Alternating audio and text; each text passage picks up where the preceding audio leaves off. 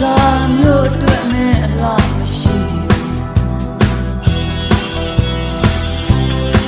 မြင်သမျှကကိုယ်အတွက်ကြီးဟန်ပြီးကျင်နာအားလုံးဝေးနေပြီကြောက်ခိုင်းလို့ဆုံးဖြတ်လို့မုန်းမိလားချစ်ရဲ့မရှိရဲ့မျိုးတော်မှာကိုဟာဝမ်းနဲ့စိတ်နေလမ်းမှာကောင်း